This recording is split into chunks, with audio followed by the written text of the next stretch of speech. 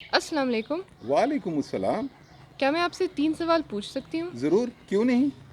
क्या मैं अपने पेरेंट्स की कोरोना वायरस की वैक्सीनेशन करवा लूँ? अब हम लेकिन इंतहाई ज़रूरी सवाल पूछा है। कोरोना वैक्सीनेशन बीमारियों से बचाव के लिए इंतहाई ज़रूरी है, और आपके लिए तो मेरा स्पेशल आंसर है कि क्या आपके पेरेंट्स ने जब आप छोटी थीं आपकी वैक्सीनेशन कराने के बारे में इतना सोचा होगा या इतना किसी से पूछा होगा? जितनी अहम आपके पेरेंट्स के लिए आपके वैक्सीनेशन थी बचपन में, उतनी ही इम्पॉर्टेंट आपके लिए आपके पेरेंट्स की वैक्सीनेशन है।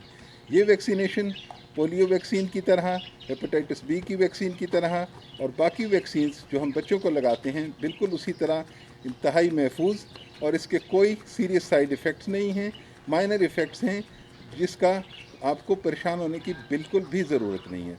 ज़रूर करवाएं प्लीज़, वैक्सीनेशन ज़रूर होनी चाहिए। मेरा दूसरा सवाल ये है कि अगर मेरा पीसीआर टेस्ट पॉजिटिव आ जाए तो क्या मुझे सीटी स्कैन करवाने की भी ज़रूरत है? आज आप बहुत इंटेलिजेंट सवाल कर रही हो। यस, सीटी स्कैन जिसको हम HRCT कहते हैं, अगर आपका कोरोना टेस्ट पॉजिटिव आ जाए तो इसका मतलब बिल्कुल ये नहीं है कि आपको अपनी चेस्ट का सीटी स्कैन करवाना है। HRCT की इंडिकेशन ये है कि अगर आपके फेफड़े इन्वॉल्व हो जाएं, आपके फेफड़ों तक ये बीमारी पहुंच जाए, तो उसके बाद इस टेस्ट की ज़रूरत पड़ती है। और इसकी इन्वॉल्वमेंट का अंदाज़ा एक डॉक्टर क्लिनिकल एग्जामिनेशन के बाद बखूबी लगा सकता है, और आपको सीटी स्कैन की ज़रूरत हो तो आपको सीटी स्कैन एडवाइस कर देगा। आपकी मज़ीद नॉलेज में इजाफे के लिए मैं आपको बताऊं कि आम आदमी को कब पता चलेगा कि उसके फेफड़े इन्वॉल्व हो गए हैं या नहीं।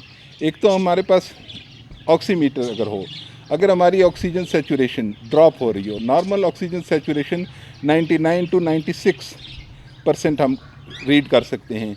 अगर फिर भी हमें शक हो तो हम काउंटिंग कर सकते हैं। जैसे एक लंबा सांस खींच के हम काउंटिंग शुरू करें, 1 2 3 4 5 6।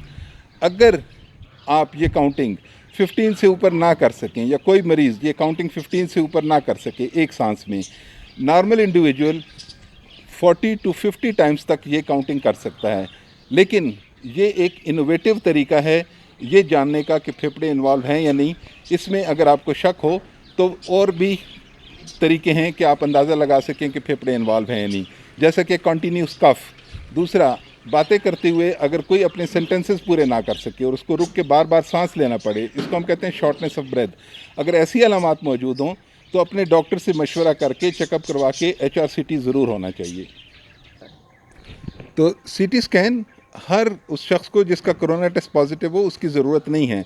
और वैसे भी जैसा कि आप जानते हैं, more than, I am sorry for this rooster, more than 90% लोग इस बीमारी में बग़ैर शिद्दत की तकलीफ़ के या बग़ैर अस्पताल में एडमिशन के ठीक हो जाते हैं।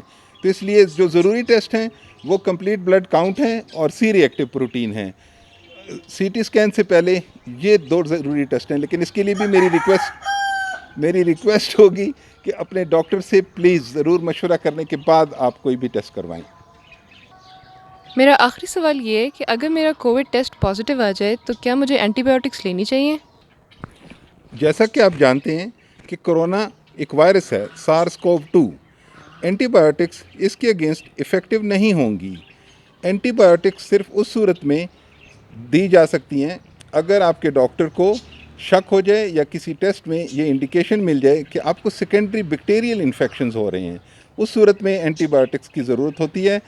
सिर्फ कोरोना टेस्ट पॉजिटिव आने पे एंटीबायोटिक स्टार्ट कर देना आपकी लिए नुकसानदेह हो सकता है, आपकी इम्यूनिटी को कम कर सकता है और साइड इफ़ेक्ट्स हो सकते हैं। Thank you so much. लेकिन मेरे जाते जाते आपसे 2 और छोटे-छोटे से सवाल हैं।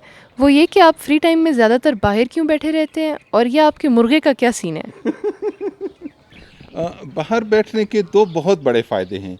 एक तो ये कि अगर धूप अवेलेबल हो तो नरम धूप में बाहर बैठने से विटामिन डी मिलती है, एंड जैसा कि आप जानती हैं कि vitamin D is associated with severity of this disease.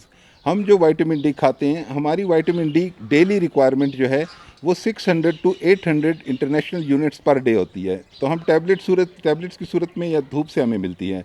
अगर हम 1 से 2 घंटे धूप में बैठ जाएं तो हमें 1000 इंटरनेशनल यूनिट विटामिन डी मिल जाती है। और बाकी रही बात मुर्गे की, मुर्गा इशारा दे रहा है कि हमें अपनी इम्यूनिटी इम्प्रूव करनी चाहिए, और इम्यूनिटी इम्प्रूव करने का बेहतरीन तरीका गुड क्वालिटी प्रोटीन्स, और इसके लिए नेक्स्ट कोई वीडियो करेंगे इम्यूनिटी इम्प्रूव करने के लिए। Thank you.